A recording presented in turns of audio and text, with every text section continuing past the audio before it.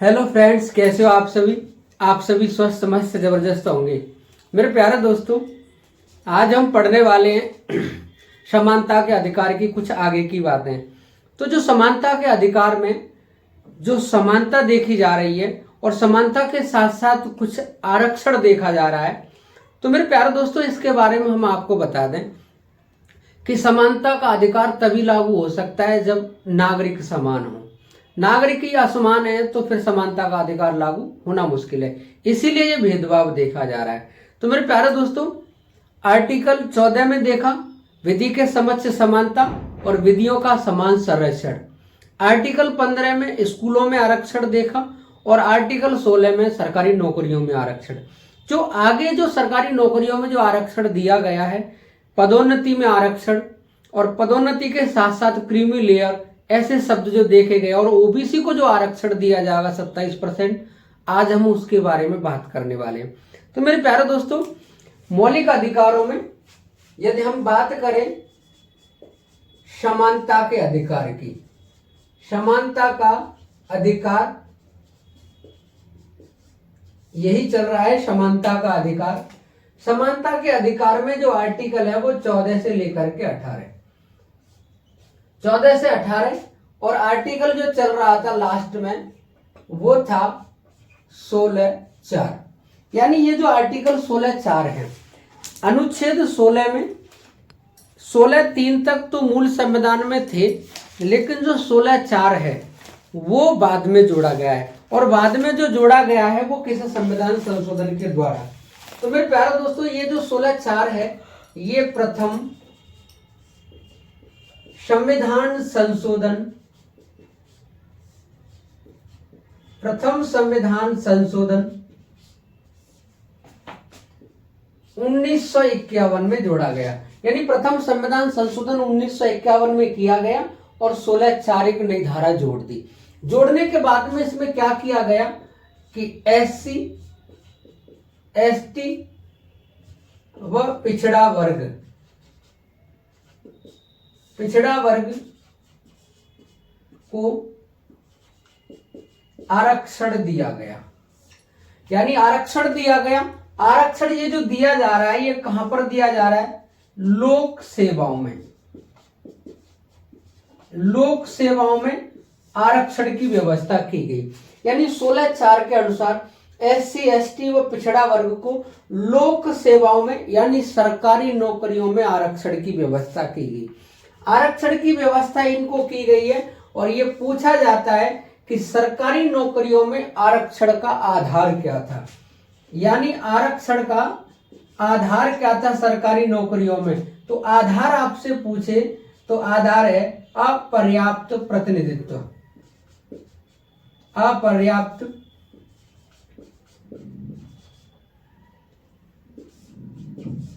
अपर्याप्त प्रतिनिधित्व।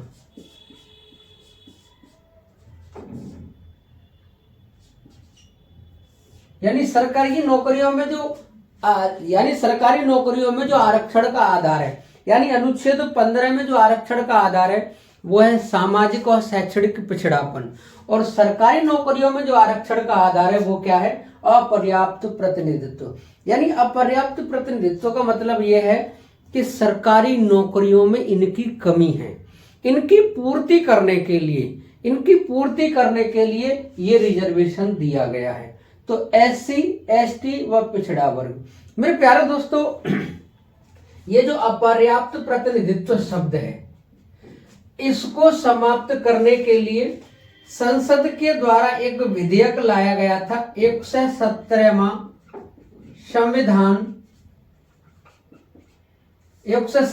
संविधान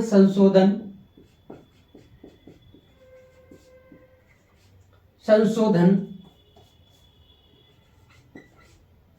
विधेयक।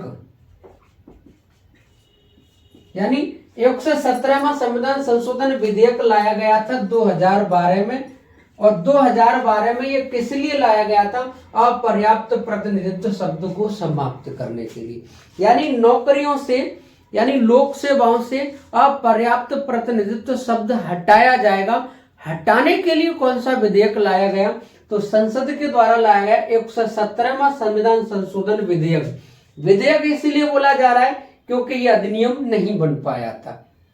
14 में सरकार चली गई थी और सरकार जाने की वजह से ये विधेयक भी समाप्त हो गया, क्योंकि यह विधेयक लोकसभा में रखा गया था।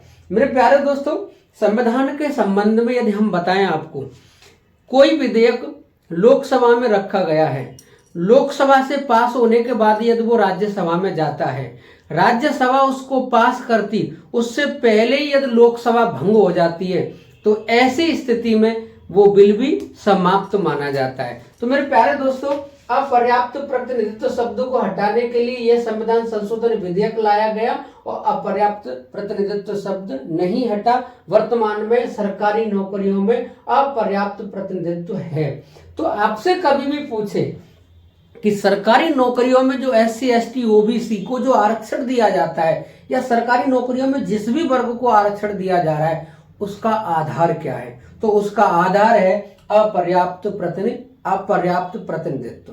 तो मेरे प्यारे दोस्तों, यहां तक तो हमने समझा।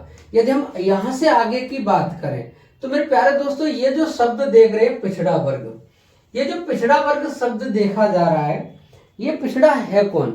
तो इस पिछड़े वर्ग की जांच करने के लिए हम बात बताने वाले हैं कि संविधान में एक अनुच्छेद है, संविधान में एक अनुच्छेद है, अनुच्छेद 340। ये आर्टिकल 340 राष्ट्रपति को पावर देता है। ये आर्टिकल 340 किसको पावर देता है? राष्ट्रपति को। ये आर्टिकल 340 राष्ट्रपति को पावर देता है। राष्ट्रपति पिछड़ा वर्ग कौन सा है, यानी कौन कौन पिछड़ा वर्ग में आता है, इसकी जांच के लिए एक आयोग बनाएंगे, एक आयोग का गठन करेंगे और ये आयोग जांच करके बताएगा कि भारत में कौन कौन सी जाति पिछड़ी हुई है। यानी मेरे प्यारे दोस्तों, आर्टिकल 340 राष्ट्रपति को ये पावर देता है कि राष्ट्रपति एक आयोग का गठन करें, वो आयोग ये जांच करके बताए कि भारत में पिछड़ा हुआ कौन है। पिछड़े हुए व्यक्तियों को रिजर्वेशन देने के लिए उनका जानना बहुत जरूरी है कि भारत में पिछड़ा हुआ कौन है। तो मेरे प्यारे दोस्तों, राष्ट्रपति महोदय ने इस आर्टिकल का प्रयोग पहली बार किया और पहली बार किया था 1953 में। 1953 में इस आर्टिकल का प्रयोग करते हुए एक आयोग बनाया पिछड़ा वर्ग की जांच के लिए, जिसका नाम है काका कालेलकर आयोग। आयोग का नाम क्या है? काका कालेलकर आयोग। ये काका कालेलकर आयोग 1953 में बना। पिछड़ा हुआ कौन है भारत में, उसकी जांच, उसकी जानकारी की, और जानकारी करने के बाद में इसने अपनी रिपोर्ट 1955 में सौंपी। जैसे इसने 1955 में अपनी रिपोर्ट सौंपी और रिपोर्ट सौंपने के बाद में इस आयोग ने कहा कि ओबीसी को आरक्षण दिया जाना चाहिए, यानी ओबीसी को आरक्षण देने की सिफारिश की।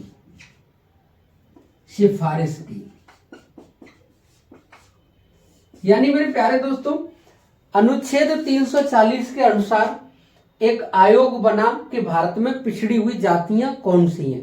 1953 में आयोग बना, काका कालेलकर की अध्यक्षता में बना। 1953 में आयोग बना, इसने जांच की और जांच करने के बाद में इसने रिपोर्ट अपनी 1955 में पेश की, और पेश करने के बाद में इसने 1955 में कहा कि ओबीसी को आरक्षण दिया जाना चाहिए, यानी ओबीसी को आरक्षण देने की सिफारिश की। तो ये जो पहली बार शब्द आ रहा है ओबीसी, ये कब आ रहा है? 1955 में। इसने ओबीसी को आरक्षण देने की सिफारिश की, लेकिन इस आयोग की रिपोर्ट की तरफ केंद्र सरकार ने कोई ध्यान नहीं दिया। क्योंकि आप समझ रहे हो, जब ध्यान नहीं दिया जा रहा है तो इस समय सरकार किसकी है? मेरे प्यारे दोस्तों, हम किसी दल के समर्थक या विरोधी नहीं है, पर यह है कि जो लिखा है, जो जानकारी बहुत जरूरी है पहुंचाना आप लोगों तक, वो बहुत जरूरी है। क्योंकि पहली बार जो पिछड़ा वर्ग को आरक्षण देने की बात कही जा रही है वो 1955 में, लेकिन इस आयोग की रिपोर्ट की तरफ किसी ने ध्यान नहीं दिया। इसके बाद में सरकार धीमे धीमे अपनी चालें चलती हैं और चलने के बाद में पहली बार 1977 में प्रथम बार भारत में गैर कांग्रेसी सरकार बनी और इस गैर कांग्रेसी सरकार के बारे में जो कहें उसके प्रधानमंत्री बने मोरारजी देसाई।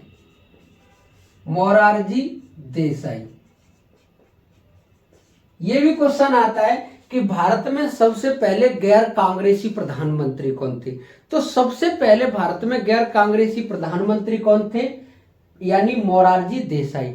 मोरारजी देसाई 1977 में भारत के गठबंधन सरकार के प्रधानमंत्री बने और गठबंधन सरकार के प्रधानमंत्री बनते ही इन्होंने 1978 में एक आयोग की तरफ ध्यान देने की बात कही, क्योंकि आप लोगों को पता है संविधान का आर्टिकल 74 ये कहता है कि राष्ट्रपति को सलाह देने के लिए एक मंत्री परिषद होगी, उस मंत्री परिषद का हेड प्रधानमंत्री होगा, राष्ट्रपति मंत्री परिषद की सलाह से कार्य करेंगे।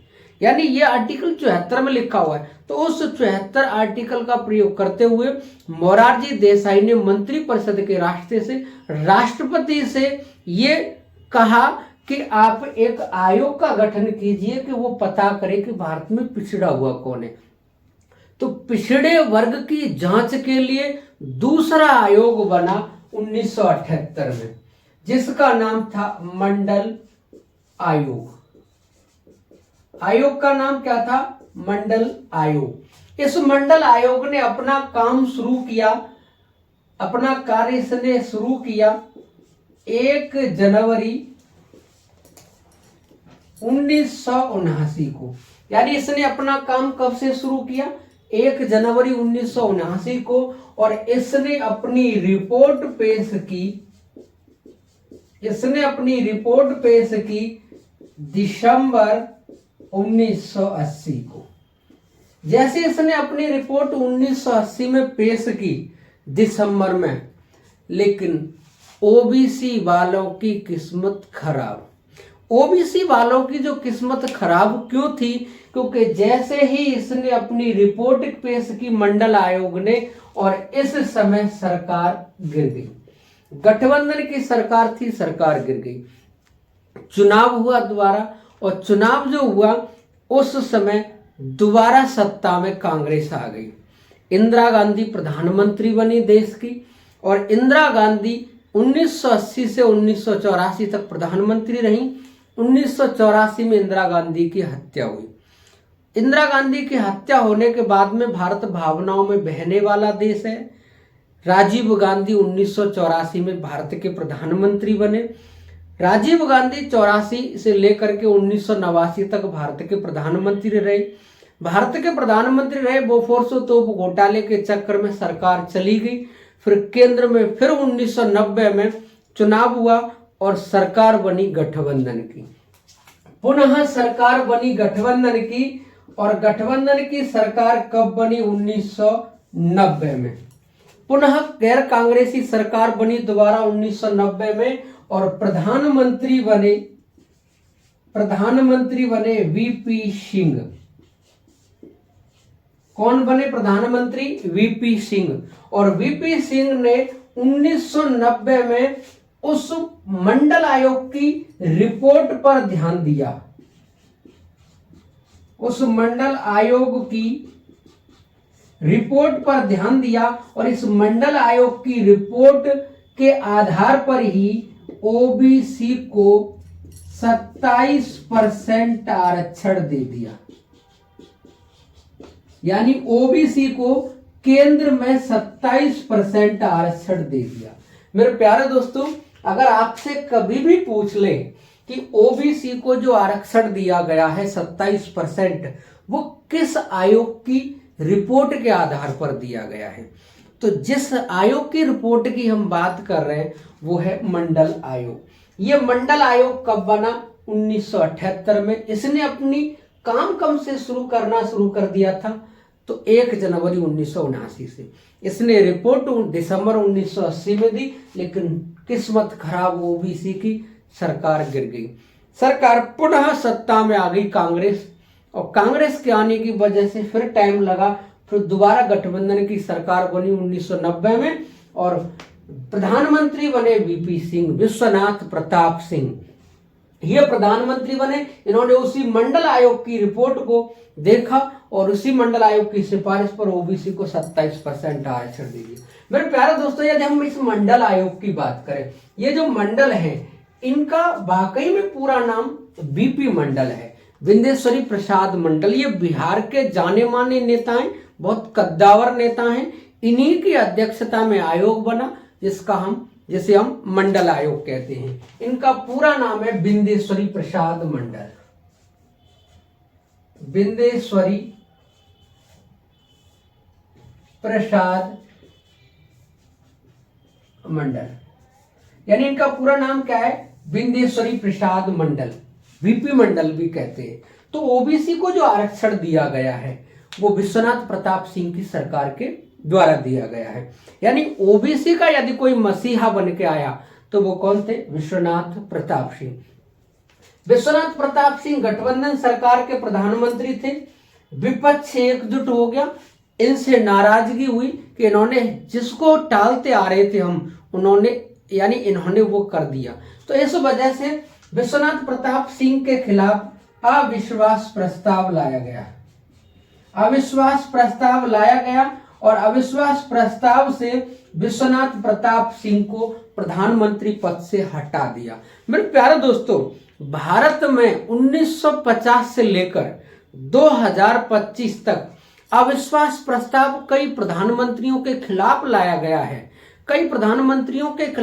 गया है, लेकिन मेरे प्यारे दोस्तों, अब तक यदि कोई प्रधानमंत्री अविश्वास प्रस्ताव से हटा है तो वो कौन है? विश्वनाथ प्रताप सिंह।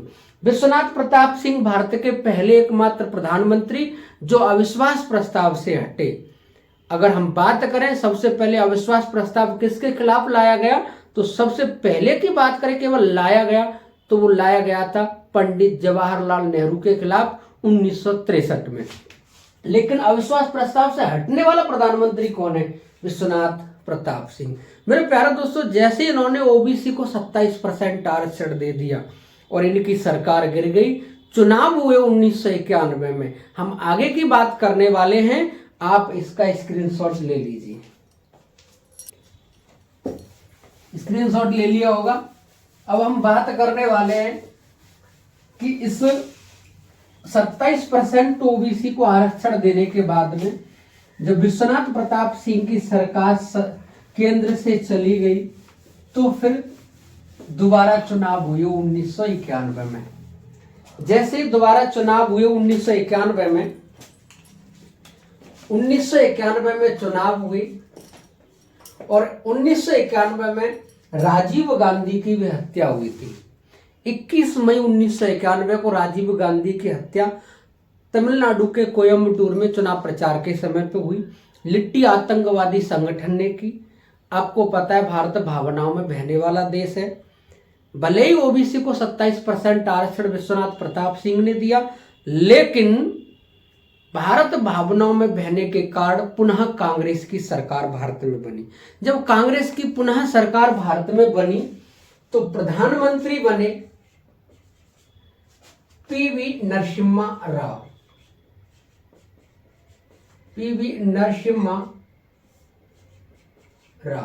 ये भारत के प्रधानमंत्री बने। जैसे ये भारत के प्रधानमंत्री बने, इन्होंने 1991 में जनरल को 10% आरक्षण आर्थिक पिछड़ापन के आधार पर दे दिया। यानी जनरल वालों को 10% आरक्षण इन्होंने दे दिया 1991 में। ये जो आज मोदी जी की सरकार ने 2019 में दिया है आरक्षण, ईडब्ल्यूएस, इकोनॉमिकल वीकर सेक्शन, ये पहले कांग्रेस के द्वारा दिया जा चुका था 1991 में। पीवी नरसिम्हा राव ने यह आरक्षण जनरल वालों को 10% दिया। आधार क्या बताया? आर्थिक पिछड़ापन। यानी इसका आधार क्या बताया? आधार बताया आर्थिक पिछड़ापन।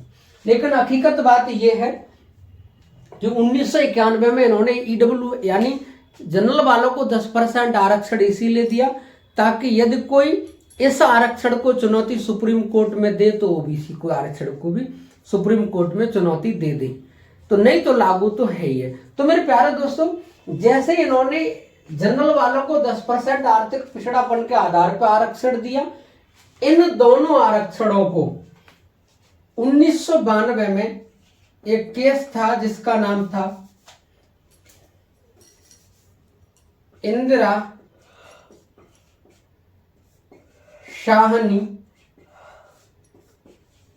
शाहनी बनाम भारत संघ। केस का नाम है इंदिरा शाहनी बनाम भारत संघ, सन 1992। यानी 1992 में इस केस में दोनों को चुनौती दी गई, ओबीसी को और जनरल वालों के आरक्षण को। यानी ये जो ओबीसी का जो आरक्षण है 27% और जो जनरल वालों को दिया गया 10%, इन दोनों आरक्षणों को इंदिरा शाहनी बनाम भारत संघ सन 1992 के केस में सुप्रीम कोर्ट में इन दोनों आरक्षणों को चुनौती दी गई। जब दोनों आरक्षणों को चुनौती दी गई तो इसी बाद में सुप्रीम कोर्ट ने कुछ निर्णय दिए। उन निर्णयों में यदि हम बात करें तो सबसे पहली बात यही है कि आरक्षण की व्यवस्था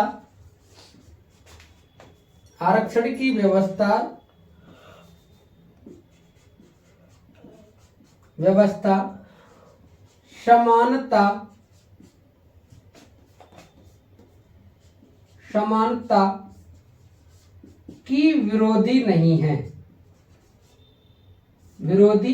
है। यानी इस बात में सुप्रीम कोर्ट ने क्या कहा कि आरक्षण की जो व्यवस्था की गई है ये समानता की विरोधी नहीं है।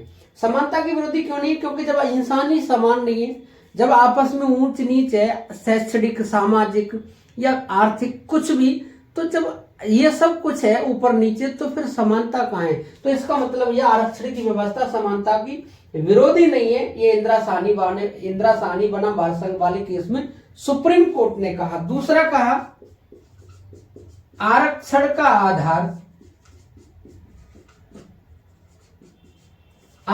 आधार जाति को बनाया जा सकता है। जाति को बनाया जा सकता है।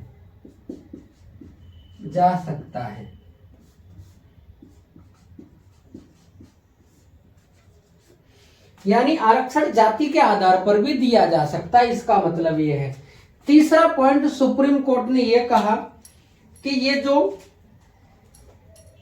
ओबीसी को जो आरक्षण दिया गया है, ओबीसी का आरक्षण है, ओबीसी को जो आरक्षण दिया गया है इसका सेम वही आधार है जो एससी और एसटी का है।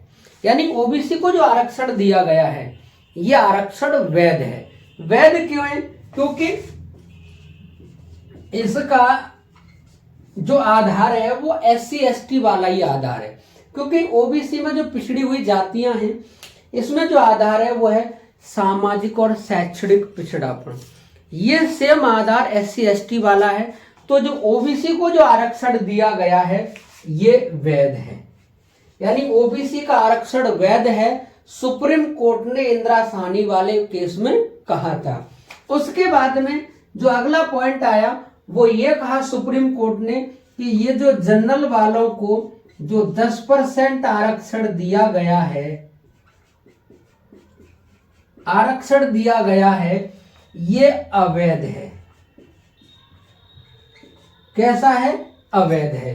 अवैध का मतलब यह है कि इनको जो आरक्षण दिया गया है वो उसका आधार है आर्थिक पिछड़ापन। जबकि आर्थिक पिछड़ेपन का आधार संविधान के किसी भी आर्टिकल में नहीं है। जब किसी भी आर्टिकल में नहीं है तो इसका मतलब है ये जो आरक्षण दिया गया है जनरल वालों को 10%, ये कैसा है, अवैध है। यदि हम इसके बाद में बात करें, सुप्रीम कोर्ट ने इसी बात में ये कहा कि किसी को पदोन्नति में आरक्षण नहीं दिया जाएगा, पदोन्नति में आरक्षण नहीं दिया जाएगा, ये भी कहा। यानी सुप्रीम कोर्ट ने क्या कहा, पदोन्नति में आरक्षण नहीं दिया जाएगा। इसके बाद में जो सुप्रीम कोर्ट का एक और निर्णय इसी में, क्रीमी लेयर को आरक्षण के दायरे से बाहर किया जाएगा, यानी बाहर किया जाएगा, यानी क्रीमी लेयर को आरक्षण के दायरे से बाहर किया जाएगा। ये क्रीमी लेयर है क्या, इस पर अभी चर्चा करने वाले हैं। क्रीमी लेयर को आरक्षण के दायरे से बाहर किया जाएगा और इसमें यह भी कह दिया कि बैकलॉग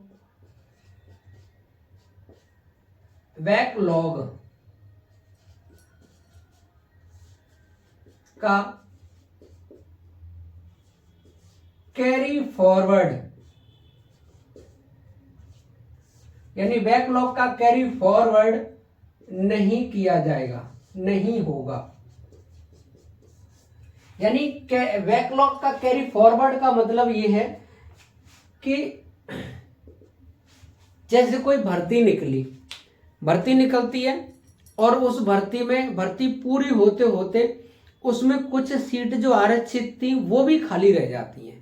जब वो सीट खाली रह जाती है तो अगली जो कोई वैकेंसी आएगी, कोई भर्ती आएगी, उसमें वो प्लस होके आएंगी, वो उसी की प्लस होके आएंगी जिसकी वो खाली रह गई थी, उसकी आएंगी अगली भर्ती में। यदि कोई अगली भर्ती में भी नहीं होता है ऐसा, तो फिर वो उससे अगली भर्ती में वो जो जगह खाली रह गई वो सामान्य हो जाएंगी, सभी की हो जाएंगी। ये होता है बैकलॉग। इसमें अगर हम क्रीमी लेयर की बात करें तो कौन होगा क्रीमी लेयर में, कौन व्यक्ति होंगे, इसके लिए कमेटी बनाएगी और कमेटी का नाम था राम नंदन समिति। समिति का नाम क्या था, राम नंदन समिति। ये जो राम नंदन समिति है ये बनी थी 1993 में। ये रामनंदन समिति 1993 में बनी है और ये किसके लिए बनी है, ये क्रीमी लेयर के में कौन कौन होगा, यानी क्रीमी लेयर के दायरे में कौन कौन आएंगे उसकी जांच करने के लिए। तो रामनंदन समिति ने बताया कि ये जो IAS है, ये जो IPS है, ये जो PCS है, और हम बात करेंगे आर्मी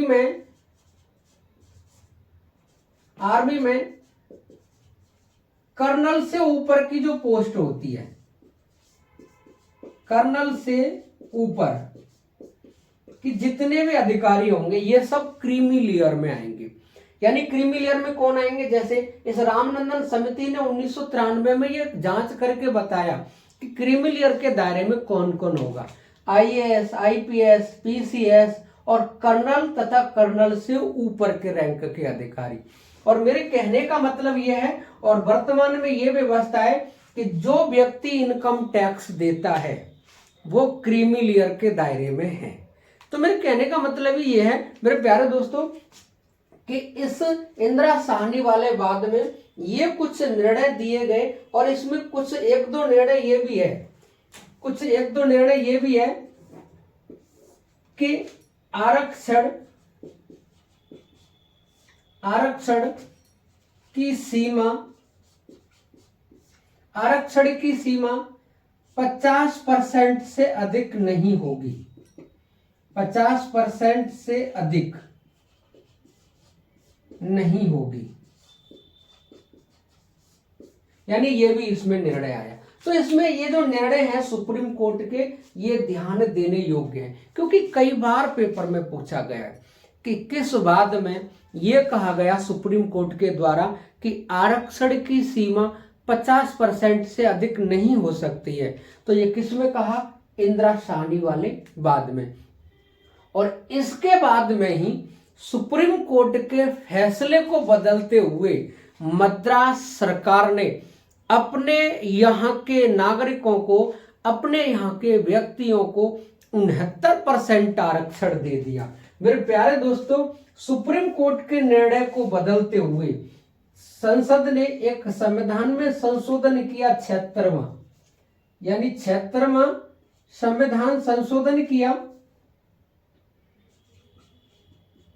76वां संविधान संशोधन किया। और ये 76वां संविधान संशोधन कब किया गया? 1994 में। 76वां संविधान संशोधन 1994 में करके और करने के बाद में मद्रास में 69% आरक्षण कर दिया। मद्रास में कितना कर दिया? 69% आरक्षण कर दिया। तो वर्तमान के जितने भी राज्य हैं उन सभी में सबसे ज्यादा जो आरक्षण दिया गया है वो किस राज्य में है? मद्रास राज्य में 69%। और 69% आरक्षण देकर के मद्रास ने ये 9वीं अनुसूची में डाल दिया। और 9वीं अनुसूची में डाल दिया तो इसको हम कोर्ट में भी चुनौती नहीं दे सकते, क्योंकि 9वीं अनुसूची में कोई भी कानून बना के यदि डाला जाता है तो उसको सुप्रीम कोर्ट में चुनौती नहीं दी जा सकती है। तो 1994 में 69% आरक्षण मद्रास में हो गया। जब ये 69% मद्रास में हो गया तो इस मद्रास से भी अगर पूछा जाए तो इसने जो सब कुछ किया है किस आर्टिकल के अनुसार किया है? तो आर्टिकल इसने आधार 46 को बनाया है, क्योंकि 46 आर्टिकल है वो राज्य के नीति निर्देशक तत्वों में पढ़ाया जाता है, राज्य के नीति निर्देशक सिद्धांतों में पढ़ाया जाता है। उसमें यह बताया जाता है कि राज्य को लगता है कि कोई वर्ग जो दुर्बल है उसको आगे बढ़ाना है तो उसको जातिगत आधार पर आरक्षण दिया जा सकता है। ऐसी स्थिति में आरक्षण का दायरा बढ़ भी सकता है। तो जब दायरा बढ़ने की बात कही है तो मद्रास ने आरक्षण कितना बढ़ा दिया? 69%। और सुप्रीम कोर्ट ने ये 50% आरक्षण की सीमा की जो बात कही है इसमें नीचे ये भी लिखा था कि विशेष परिस्थितियों को छोड़कर, विशेष परिस्थितियों को छोड़कर, यानी विशेष परिस्थितियों का मतलब ये है विशेष परिस्थितियों में 50% से आरक्षण ज्यादा बढ़ाया जा सकता है। तो मेरे प्यारे दोस्तों, आपके बिल्कुल समझ में आ रहा होगा, एक बार पुनः इसको देख ले, समझ में आ जाएगा। यदि हम बात करें 1991 में सरकार बनी पीवी नरसिम्हा राव की, इन्होंने जनरल को 10% आरक्षण दे दिया आर्थिक पिछड़ेपन के आधार पर। जैसे इन्होंने आरक्षण दिया, आरक्षण देने के बाद में इंदिरा साहनी ने ओबीसी के आरक्षण को और जनरल के आरक्षण को दोनों को सुप्रीम कोर्ट में चुनौती दे दी 1992 में। जैसे दोनों आरक्षणों को सुप्रीम कोर्ट में चुनौती दी और सुप्रीम कोर्ट ने इस आरक्षण को देखते हुए कुछ फैसले दिए, कुछ फैसले सुनाए और फैसलों की जानकारी ये है। पहला पॉइंट है, आरक्षण की व्यवस्था समानता की विरोधी नहीं है। सुप्रीम कोर्ट ने इंदिरा साहनी वाले बाद में ये कहा। अगला पॉइंट, आरक्षण का आधार जाति को बनाया जा सकता है, यानी आरक्षण जाति के आधार पर भी दिया जा सकता है। ओबीसी को जो आरक्षण दिया गया है ये वैध है, क्योंकि एससी एसटी का जो आधार है सामाजिक शैक्षणिक पिछड़ापन, वही आधार ओबीसी के आरक्षण का है, ये वैध है। और जनरल को जो 10% आरक्षण दिया गया ये अवैध है, क्योंकि आरक्षण का आधार क्या है? आर्थिक पिछड़ापन, और आर्थिक पिछड़ेपन का उल्लेख संविधान के किसी भी आर्टिकल में नहीं है। अगला पॉइंट है कि किसी को भी पदोन्नति में आरक्षण नहीं दिया जाएगा, यानी प्रमोशन में आरक्षण नहीं दिया जाएगा। सुप्रीम कोर्ट ने इंदिरा साहनी वाले केस में ये कहा, और कहा कि क्रीमी लेयर को आरक्षण के दायरे से बाहर किया जाएगा। बैकलॉग का कैरी फॉरवर्ड नहीं होगा। और उसके बाद में अगला पॉइंट ये था कि आरक्षण की सीमा 50% से अधिक नहीं की जा सकती विशेष परिस्थितियों को छोड़कर। जब विशेष परिस्थितियां जैसे शब्द आए तो मद्रास ने 93 के बाद में, सॉरी, क्रीमी लेयर की जब बात आई थी, जब यहीं पर ये उसमें फैसला आ रहा है 1992 वाले केस में, तो 1992 के बाद में रामनंदन समिति बनी 1993 में। इस रामनंदन समिति ने यानी ये जांच करके बताया कि क्रीमी लेयर के दायरे में कौन कौन आएंगे, जैसे आईएएस है, आईपीएस है, पीसीएस है, कर्नल रैंक से ऊपर के अधिकारी। और यदि वर्तमान में बात करें कि जो व्यक्ति इनकम टैक्स देता है वो क्रीमी लेयर के दायरे में है। उसके बाद में एक बात आई सामने कि 93 में यह समिति बनी, और जब यह सुप्रीम कोर्ट ने 1992 के केस में कहा कि आरक्षण की सीमा 50% से ज्यादा नहीं हो सकती है विशेष परिस्थितियों को छोड़कर, और ये मद्रास सरकार के सामने यही समस्या आ गई। मद्रास सरकार ने 76वां संविधान संशोधन 1904 में करवाया, यानी केंद्र सरकार ने किया, और करने के बाद में मद्रास में 69% आरक्षण जातिगत के आधार पर दे दिया, और आधार कौन सा आर्टिकल बनाया 46, और इस आरक्षण को देकर कौन सी अनुसूची में डाल दिया, 9वीं अनुसूची में। सुप्रीम कोर्ट में भी इसको चुनौती नहीं दी जा सकती है। तो मेरे प्यारे दोस्तों, आप इसका स्क्रीनशॉट ले लो। आगे हम बात करने वाले हैं कि पदोन्नति में आरक्षण जो दिया गया है वो किस अनुच्छेद में है और किस संविधान संशोधन के द्वारा दिया गया है। स्क्रीनशॉट तो ले लिया होगा। अब हम बात करने वाले हैं कि पदोन्नति में जो आरक्षण दिया जा रहा है वर्तमान में, वो किस संविधान संशोधन के द्वारा दिया जा रहा है। तो मेरे प्यारे दोस्तों, यदि हम बात करें पदोन्नति में आरक्षण,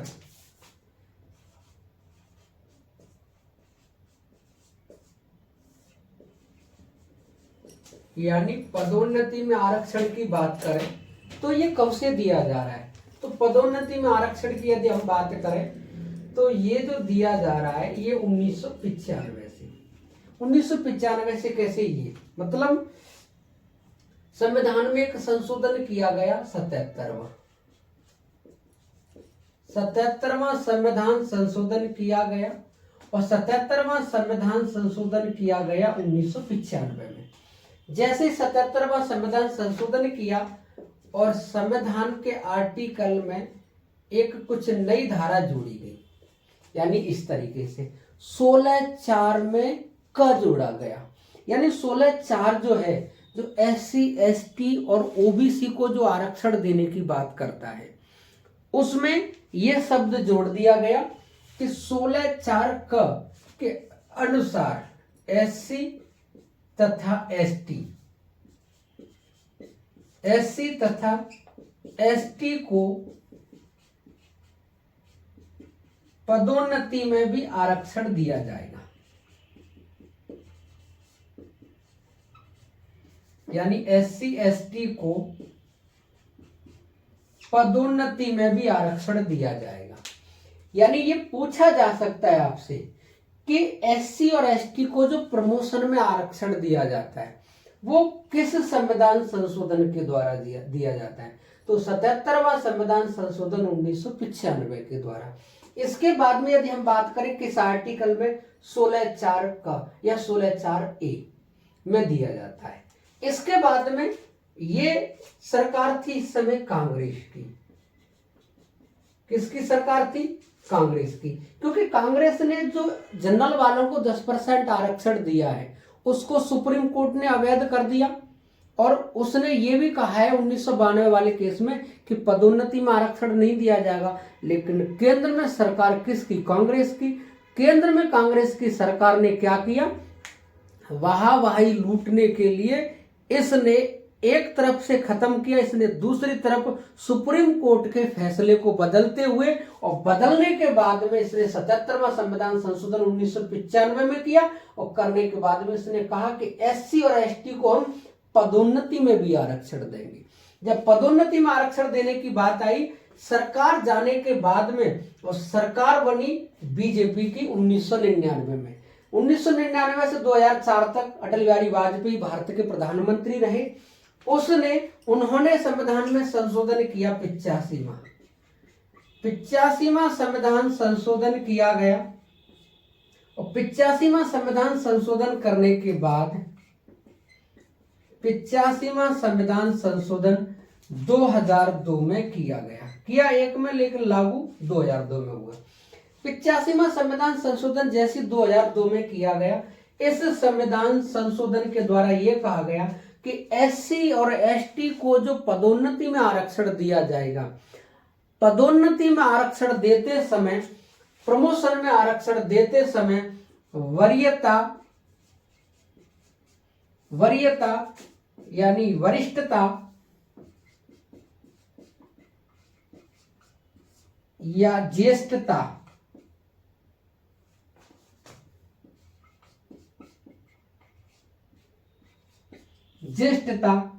इन्हीं को दी जाएगी। किसको? एससी को और एसटी को। यानी पदोन्नति में आरक्षण 1995 में 77वें संविधान संशोधन के द्वारा दिया गया और 85वां संविधान संशोधन 2002 में किया। इस समय किसकी सरकार है? बीजेपी की। बीजेपी ने प्रमोशन में भी आरक्षण दे दिया। इन्होंने कहा कि पदोन्नति में जब इनको आरक्षण यानी प्रमोशन दिया जाएगा तो वरीयता क्रम भी इन्हीं को दी, यानी वरिष्ठता भी इन्हीं को दी जाएगी, यानी वरिष्ठता क्रम भी इन्हीं का देखा जाएगा। ये कब कर दिया? 2002 में।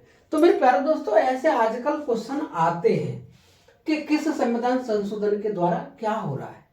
यदि हम बात करेंगे इन सनों को लेकर के तो एक बार में हम सब देखेंगे कि कब क्या क्या हो रहा है। तो मेरे प्यारे दोस्तों, जैसे इन्होंने ये सब दिया और ये वरीयता क्रम भी इन्हीं को दिया जाएगा, इसके बाद में भी एक सुप्रीम कोर्ट में चुनौती दी गई और सुप्रीम कोर्ट में चुनौती किसको दी जा रही है? पदोन्नति वाले आरक्षण को, कि पदोन्नति में जो आरक्षण दिया जा रहा है उसको सुप्रीम कोर्ट में चुनौती दी जाएगी। और जैसे पदोन्नति वाले आरक्षण को सुप्रीम कोर्ट में चुनौती दी जाएगी, और चुनौती देने वाले कौन है? एम नगराज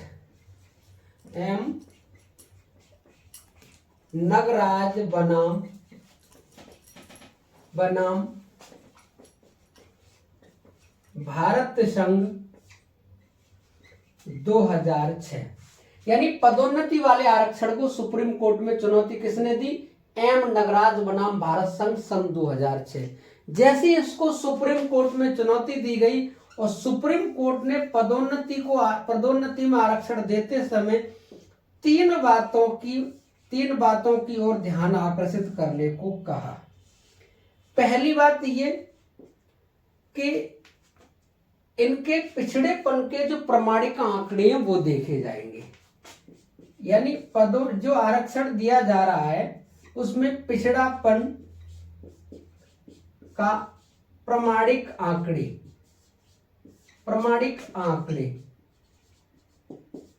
देखे जाएंगे।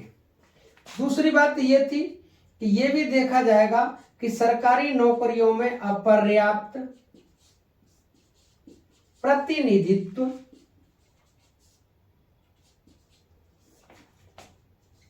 है या नहीं। अगला पॉइंट ये कहा कि प्रशासनिक दक्षता पर प्रतिकूल प्रभाव पड़ता है या नहीं। यानी एम नगराज बनाम भारत संघ सन 2006 वाले केस में सुप्रीम कोर्ट ने ये तीन आधार बताए कि पदोन्नति में आरक्षण देते समय पे ये 3 पॉइंट देखे जाएंगे। 3 बातों पर विशेष रूप से ध्यान दिया जाएगा। तो मेरे प्यारे दोस्तों, मैं आशा करता हूं आपकी समझ में ये आया होगा। आगे हम बात करने वाले हैं उस बिंदु की जो सरकारी जो मंदिर होते हैं, सरकारी धार्मिक स्थल होते हैं, वहां पर जो सरकारी वैकेंसियां निकलती हैं उसमें क्या क्वालिफिकेशन होती है और संविधान के किस आर्टिकल में उसका उल्लेख है। फिर उसके बाद में हम बात करने वाले हैं EWS की। मेरे प्यारे दोस्तों, आप इसका स्क्रीनशॉट ले लो, हम उसी के बारे में बात करने वाले हैं। स्क्रीनशॉट ले लिया होगा। अब हम बात करने वाले हैं कि धार्मिक संस्थानों में, यानी जो आर्टिकल हमने अभी 16(4) देखा, 16(4) का देखा, ये भी देख लिया। अब इसके बाद में जो पढ़ने वाले हैं वो है 16(5). ये जो आर्टिकल 16(5) है, इसमें क्या दे रखा है? इसमें दे रखा है धार्मिक संस्थाओं में किसी विशिष्ट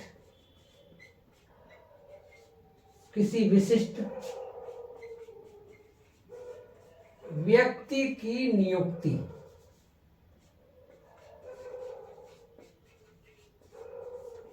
यानी ये बात ये कहता है आर्टिकल 16(5) कि ये जो धार्मिक संस्थाएं होती हैं, धार्मिक संस्थाएं जैसे आर्मी है, आर्मी का सरकारी स्कूल, सरकारी मंदिर होता है, बटालियन में मंदिर होता है, तो उस मंदिर के लिए जगह निकलती है, और जो जगह निकलती है वो जेसीओ की निकलती है।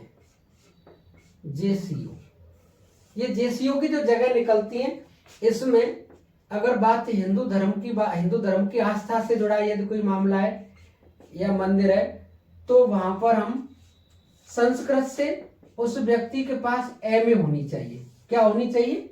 एमए होनी चाहिए। यदि वो हिंदू है यानी हिंदू धर्म से जुड़ा है, तो वो व्यक्ति हिंदू ही यहाँ फॉर्म भरेगा। ये नहीं है कि वो हिंदू धर्म से जुड़ा धार्मिक स्थल है और यदि कोई अन्य धर्म का व्यक्ति है, उसने भले ही एमए कर रखी है संस्कृत से, तो उसको यहाँ नियुक्ति नहीं दी जाएगी। तो ये एक विशेष तरीके से आरक्षण है। तो ये कहा गया आर्टिकल 16(5) में कि धार्मिक संस्थाएं जो होती हैं उसमें किसी विशिष्ट व्यक्ति की नियुक्ति जो होगी उसमें वरीयता उसको दी जाएगी, वो जिस धर्म का है। यदि चर्च की बात आ रही है तो पादरी की नियुक्ति होगी, यदि मस्जिद की बात आ रही है तो मौलवी की नियुक्ति होगी। तो उस तरीके से यदि सरकारी है तो वहां पर जेसीओ की जगह निकलती है और वहां क्वालिफिकेशन है संस्कृत से एमए कर रखी हो। हिंदू है तो हिंदू ही इसमें फॉर्म भरेगा। ये आर्टिकल 16(5) में। यदि हम बात करें आर्टिकल 16(6) की, तो ये जो आर्टिकल 16(6) है, ये 103वां संविधान संशोधन 2019 में किया गया, और जैसे ही 2019 में किया गया ये 16(6) जुड़ गया, और 16(6) जुड़ा तो इसमें क्या है? 10% आरक्षण है। इसमें 10% आरक्षण है किसको? EWS को, यानी जो इकोनॉमिकल वीकर सेक्शन है, यानी आर्थिक रूप से पिछड़ा हुआ जो व्यक्ति है उसको 10% आरक्षण दिया गया है। और 10% आरक्षण कब दिया गया है? 2019 में। ये 103वां संविधान संशोधन हुआ है। और अगर बात करें कि ये संविधान संशोधन विधेयक कौन सा है, तो 124वां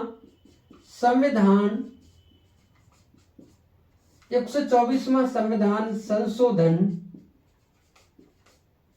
विधेयक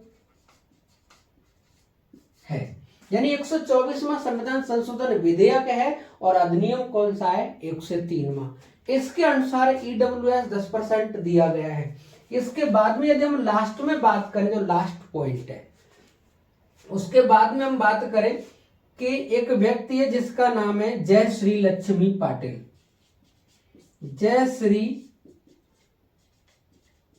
लक्ष्मी पाटिल, यानी ये जो जयश्री लक्ष्मी पाटिल है, इसने मराठा आरक्षण को सुप्रीम कोर्ट में चुनौती दी। बनाम महाराष्ट्र सरकार, और केस कब का है? ये 2021 का। यानी मेरे प्यारे दोस्तों, एक नाम है जयश्री लक्ष्मी पाटिल। जयश्री लक्ष्मी पाटिल बनाम महाराष्ट्र सरकार 2021 का केस है। इसको सुप्रीम कोर्ट में चुनौती दी गई, और सुप्रीम कोर्ट में चुनौती किसको दी गई? मराठा आरक्षण को। मराठा आरक्षण को चुनौती दी गई कि इनका सरकारी नौकरियों में पर्याप्त प्रतिनिधित्व है, ये फिर भी आरक्षण ले रहे हैं।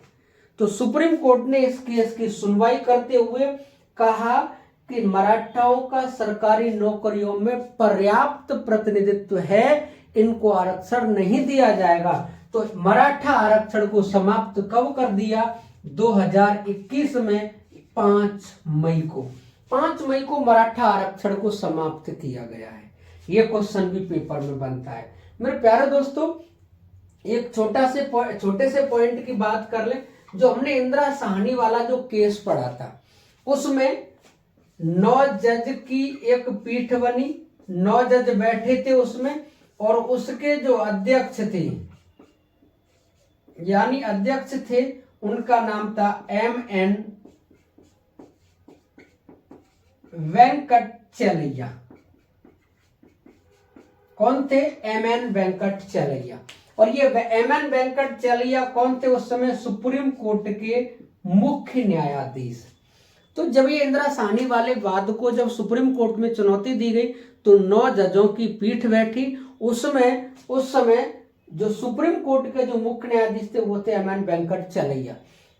9 जजों की पीठ थी। जो निर्णय दिया गया था वो निर्णय आपके सामने है। तो आज हमने बात की आरक्षण को लेकर के, क्योंकि आरक्षण विवादों में हमेशा रहता है। आरक्षण की कम जानकारी है कि आरक्षण क्यों दिया जा रहा है। तो मेरे प्यारे दोस्तों, हम बिल्कुल क्लियर कर दे रहे हैं कि आरक्षण एक निम्न वर्ग को, जो काफी वर्षों से पिछड़ा हुआ है समाज में, शिक्षा में, उसको आगे लाने के लिए ये सब किया जा रहा है। और उसके में भी यदि हम बात करें कि सामाजिक पिछड़ा हुआ है, आर्थिक यानी सामाजिक रूप से पिछड़ा हुआ है, शैक्षणिक रूप से पिछड़ा हुआ है, और उसके बाद भी हम बात करें जब सरकारी नौकरियां निकली तो उसमें उसका अपर्याप्त प्रतिनिधित्व है। इसीलिए पर्याप्त प्रतिनिधित्व करने के लिए उसको सरकारी नौकरियों में आरक्षण दिया जा रहा है। तो मेरे प्यारे दोस्तों, आज रिजर्वेशन की क्लास, आरक्षण की क्लास कैसी लगी? क्लास अच्छी लगी हो तो अपने दोस्तों में शेयर करें, चैनल को सब्सक्राइब करें और वीडियो को लाइक करें। जय हिंद, जय भारत मेरे प्यारे दोस्तों।